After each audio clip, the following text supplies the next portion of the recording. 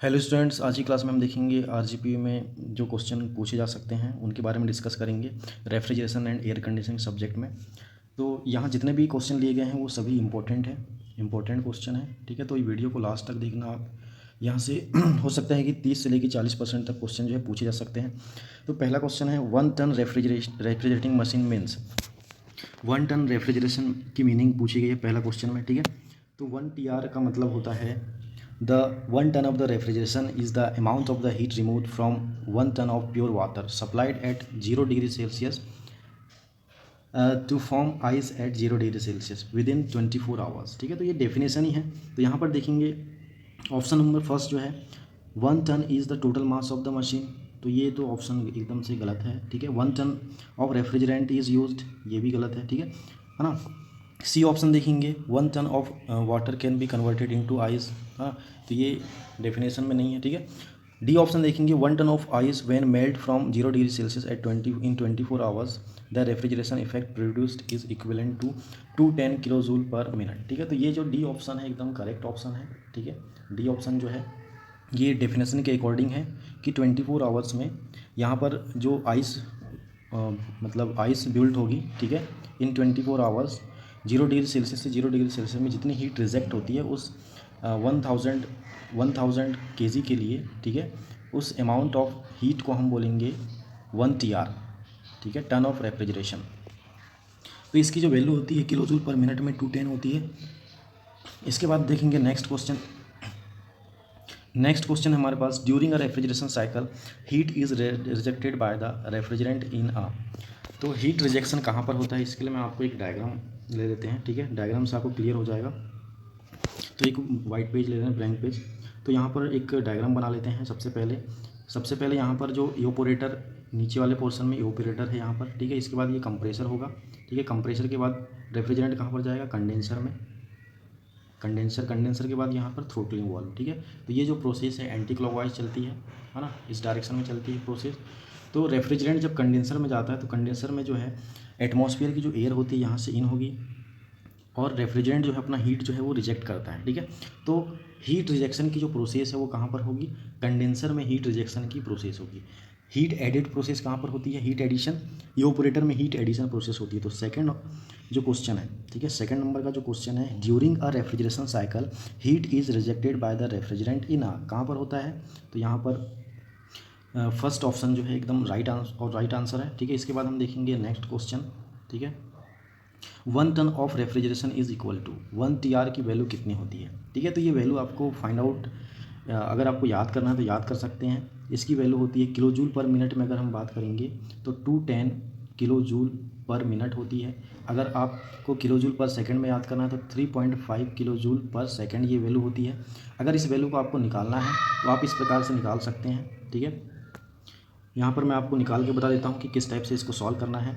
1 TR is equal to 1000 kg जो मास है ना। इस टाइम में लेटेंट हीट जो है वाटर की ये होती है 334.5। आप इसको 335 भी कंसीडर कर सकते हैं।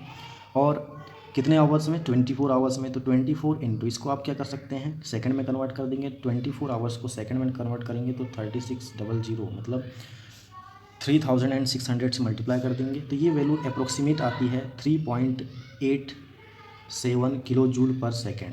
ठीक है, तो इतनी वैल्यू हम इसको कंसीडर नहीं करते हैं।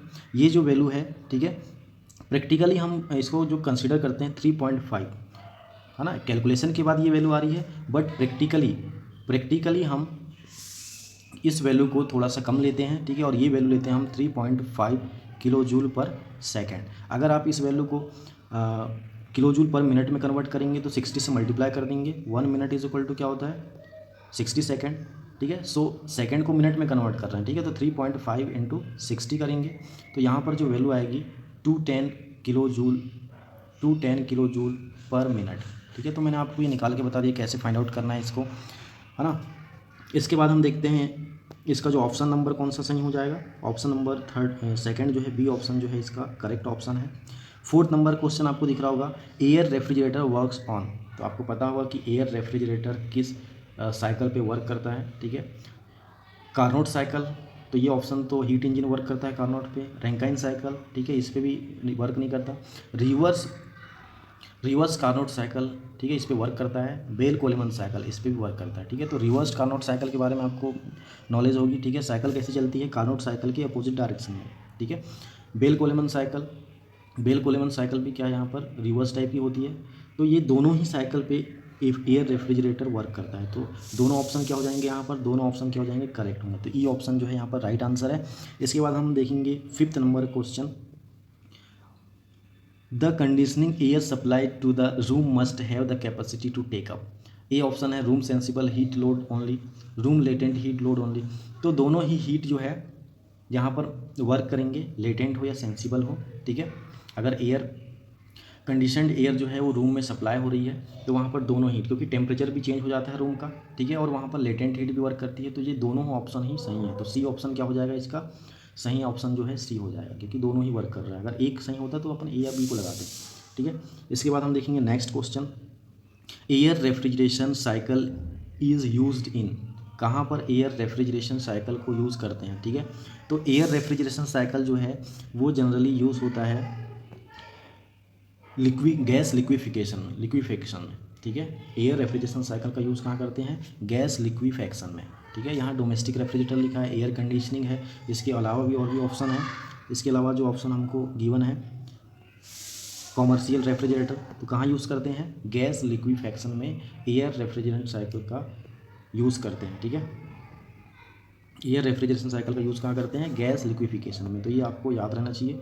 इसके बाद 7th नंबर का जो क्वेश्चन है, the refrigerant commonly used in vapour absorption refrigeration system is. तो वेपर एब्जॉर्प्शन साइकिल में वहाँ पर कंप्रेसर तो होता नहीं है, ठीक है। तो ऐसी कंडीशन में एक्वा अमोनिया यूज़ करते हैं, ठीक है। सल्फर डाइऑक्साइड यूज़ नहीं करते हैं, अमोनिया भी यूज़ नहीं करते हैं, ठीक है। अमोनिया कहाँ पर यूज़ करेंगे, कंप्रेशन साइकिल में। फ्रीऑन भी कंप्रेशन साइकिल में यूज़ करते हैं, ठीक है। तो ये जो ऑप्शन है, क्योंकि यहाँ पर कौन सी साइकिल है, एब्जॉर्प्शन साइकिल है, वेपर एब्जॉर्प्शन साइकिल, ठीक है, रेफ्रिजरेशन सिस्टम। तो वहाँ पर कौन सा क्या यूज़ करते हैं, तो इसका जो ऑप्शन नंबर डी है, ठीक है, ऑप्शन नंबर डी है। ये डी ऑप्शन क्या है, राइट ऑप्शन है। इसके बाद नेक्स्ट क्वेश्चन देखते हैं, question number 8। The boiling point of ammonia is. तो अमोनिया का जो बॉइलिंग पॉइंट होता है, रेफ्रिजरेंट है तो बॉइलिंग पॉइंट जो होता है नेगेटिव होता है, और इसकी वैल्यू होती है -33.3 degree Celsius. 9th number question देखते हैं। विच of the following refrigerant has the lowest boiling point. सबसे कम बॉइलिंग पॉइंट किस रेफ्रिजरेंट का होता है, ठीक है। तो देखेंगे यहाँ पर कौन कौन से ऑप्शन है।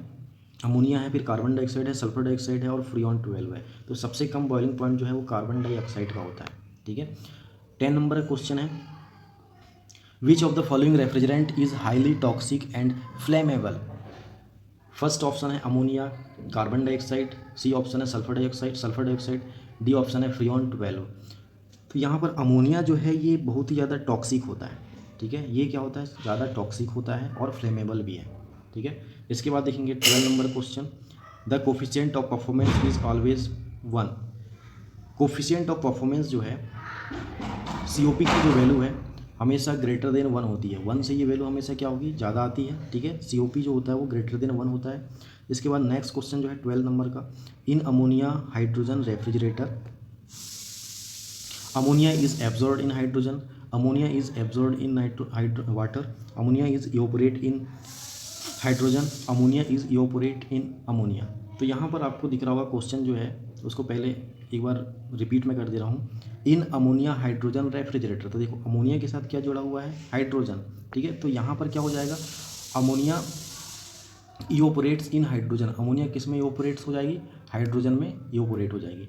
इसके बाद 13 नंबर का जो क्वेश्चन है, for summer air conditioning the relative humidity should not be less than. तो समर एयर कंडीशनिंग के लिए रिलेटिव ह्यूमिडिटी की जो वैल्यू होती है, रिलेटिव ह्यूमिडिटी, ठीक है, RH की जो वैल्यू होती है ये 60 से कम नहीं होना चाहिए, ठीक है। ज़्यादा हो सकती है बट कम नहीं हो सकती 60 से, ठीक है। RH की जो वैल्यू है always greater than, RH always greater than और इक्वल टू 60। तो 60 से ये जो वैल्यू जो है ये कम नहीं होना चाहिए, ठीक है, ये कंडीशन है। इसके बाद हम देखेंगे नेक्स्ट क्वेश्चन जो है 14 नंबर का। 14 नंबर का क्वेश्चन में लिखा है, अब देखो विंटर के लिए कंडीशन क्या है, for winter air conditioning the relative humidity should not be more than, किससे ज़्यादा नहीं होना चाहिए, ठीक है। तो इसमें कंडीशन क्या हो जाएगी, 14 नंबर का जो क्वेश्चन है, विंटर के लिए कंडीशन होती है कि 40% से ये ज़्यादा नहीं होना चाहिए, ठीक है। जो आर एच की जो वैल्यू है, ठीक है, इसका मतलब क्या है कि आर एच जो है वो लेस देन और इक्वल हो सकता है 40 से, लेकिन इससे जो वैल्यू है ज़्यादा नहीं हो सकती, ठीक है। या तो इक्वल होगा 40 के, या should not be more than, ठीक है। तो 40 से क्या नहीं होना चाहिए, ज़्यादा नहीं होना चाहिए, 40% होना चाहिए, या तो उससे कम होना चाहिए। तो एक लिमिट है 40%। इसके बाद 15 नंबर क्वेश्चन है, the sensible heat factor for auditorium और cinema hall is generally kept. तो सेंसिबल हीट फैक्टर की जो वैल्यू है ऑडिटोरियम या सिनेमा हॉल के लिए हम रखते हैं 0.7, ठीक है। तो 0.7 जो है ये करेक्ट ऑप्शन है। इसके बाद 16 नंबर क्वेश्चन है, in air conditioning of aeroplanes using air as refrigerant the cycle is used. तो मैंने आपको इससे पहले भी क्लास में बताया था कि रिवर्स्ड कार्नोट साइकिल वहाँ यूज़ नहीं करते हैं एरोप्लेन में, ठीक है। रिवर्स बेटन साइकिल का यूज़ करते हैं कहाँ पर, एरोप्लेन में, ठीक है। तो यहाँ पर ये जो ए बी और डी ऑप्शन जो है ये रॉन्ग है। Reverse auto cycle, reverse joule cycle, reverse Carnot cycle, तो रिवर्स बेटन साइकिल जो है ये करेक्ट आंसर है, ठीक है। तो यहाँ से कुछ क्वेश्चन पूछे जा सकते हैं, इंपॉर्टेंट क्वेश्चन है, ठीक है। तो thank you for watching this video.